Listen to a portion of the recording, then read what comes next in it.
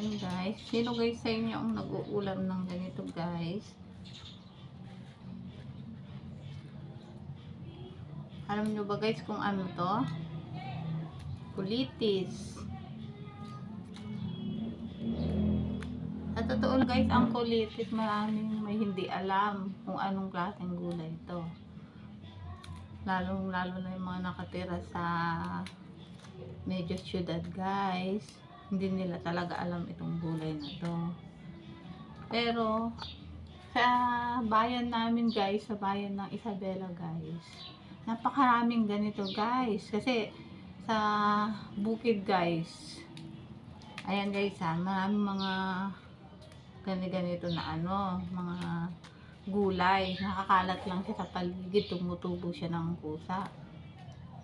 Pero pag sa syudad kasi guys, talagang binibili mo ng mahal to. Dun, samantalang sa probinsya guys, bubunutin mo lang sa paligid mo.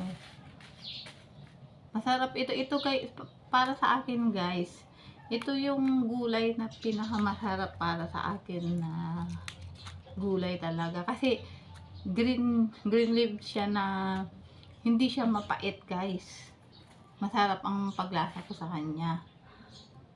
Hindi katulad ng wari ng ampalaya, talagang mapait. Dahon ng ampalaya, mapait. Pechay, parang medyo may ano din konti. Pero ito guys, hindi siya ganun kasustansya. May sustansya din siya guys, kaya lang hindi siya ganun katulad ng mga ampalaya na talagang masustansya yung ampalaya. Ayan guys, katulad ng kangkong. Kangkong masustansya din yun guys. Mga dahon. Mustasa, ayan, masustansyang gulay yan guys. Ito guys, hindi siya ganun kasustansya pero masarap ang lasa niya. Sarap i-salad to guys. My favorite guys is salad. Pag sinalad ko to guys, nalagyan ko siya ng kamatis, saka ng halubaybay o bagoong. Ayan guys. Kaya ang sarap niya. Tapos meron kang i-paper dito kahit piniritong tilapia lang guys or galunggong, pwede na. Perfect na yun guys na tanghalian. Pwede rin agahan, pwede rin ano guys. Depende sa'yo guys kung anong gusto mo. Dito kasi sa Nueva Ecija guys, dito sa bayan dito sa Singgo-Singgo guys, parang wala akong nakikita sa mga daan na nakakalat ng mga ganito guys eh. Bihira siya guys. Hindi katulad yan sa Isabela, pag naglalakad ka, may mga nakikita kang mga tumutubong ganito, kulitis. Ayan guys. Lahat guys, sa totoo lang guys, wala kang pwedeng itapon dito kundi yung tangkay lang eh. Lahat ng dahon nito pwede mong kuhanin. Itong bulaklak na to, yung tinatanggal talaga yan guys. Ayan guys ha.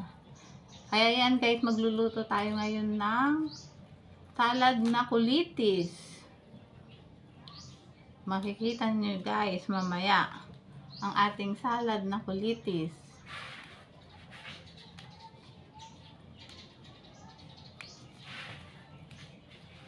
Ayan guys ha.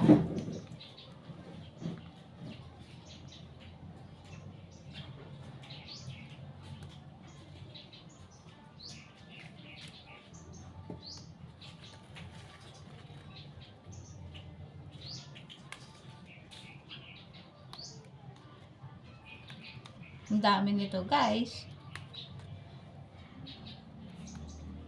Ayan na. Yung may butas guys, hindi na talaga to sinasali kasi pwede rin inanuhan ng insekto yan guys. Kaya hindi ko na siya sinasali. Guys ayan guys, ang dami ano guys. Oh. Diba?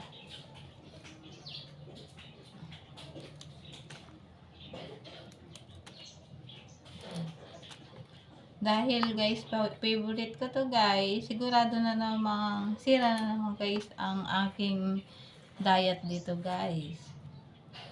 Nakaparami na naman ako ng kain, guys. Pero ako talaga, guys, yung tao na sobrang ingat sa sarili. Talagang may ano ang kain ko, guys, hindi ko talaga sinusobrahan. Takot ako magkasakit, guys. Gusto ko, guys, na mabubuhay ng mahaba, guys. Dahil gusto kong makita ang aking mga anak na pagdating ng araw, pag may mga sarili na silang pamilya, eh, iniingatan ko yung sarili ko, guys. Iniisip ko, guys, oo nga, marami kasi, guys, yung mga nag-success talaga sa buhay. Kaya lang maaga rin sila nagkasakit, guys. Parang hindi rin nila na-enjoy yung yung ganda ng buhay nila kasi maaga rin silang nawala, guys. Ganun. Pero may mga nagsasabi naman, guys, na hindi mo daw hawak ang buhay. Anytime pwede kang mawala. Hindi mo alam kung kaya hindi natin alam kung hanggang kailan tayo mawawala or magtatagal sa mundo. Hindi natin alam kung hanggang saan ang buhay natin, guys. Pero ang sinasabi ko naman, guys, kung binigyan ka ng buhay, dapat ingatan mo. Yun naman ang sa akin, guys. Kasi merong mga pilosopong sinasabi na kahit anong ingat mo, kung bigla kang nawala, ayun na ang kwan, guys. Kung bigla kang nawala, talagang yun talaga kapalaran mo, guys. Pero kung habang may buhay ka, guys, may kalusugan ka, ingatan mo syempre yung sarili mo. Diba, guys? Guys, ang ating salad, guys. Ito na, guys, ang ating kulitis, guys.